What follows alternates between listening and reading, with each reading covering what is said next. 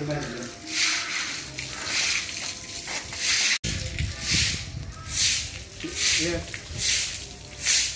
উপর করে দাও এর উপরে পানি দিতে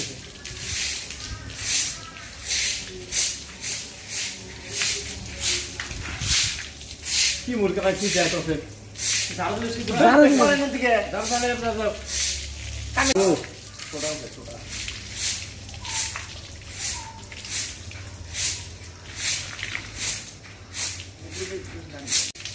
ঠান্ডা কি ছাড়িয়ে শুবে না হ্যাঁ ঠান্ডা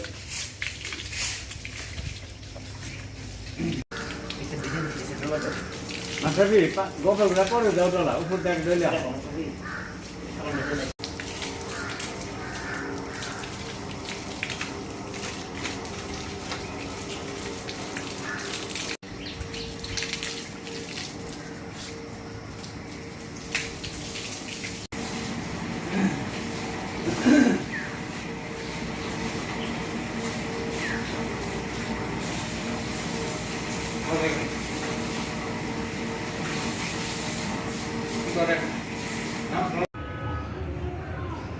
তো গরুর মাংস কোরবানি করে মাংস 2 পাতিলে রান্না করছিলাম।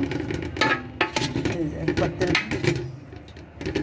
খাওয়া হয়েছে আর এটা আছে দুধে রান্না করছি কারণে যে গরুর মাংস আবার যেদিন টাটকা টাটকা রান্না করলে খেতে ভালো লাগে। পরে পরে অল্প অল্প যে রান্না করে খাওয়া হয় ওগুলা আমার কাছে ভালো লাগে না।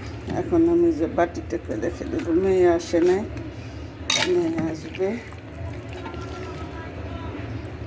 ঠিকঠাক সুন্দর মতন কোরবানিটা হয়েছে। আল্লাহর কাছে শুকরিয়া।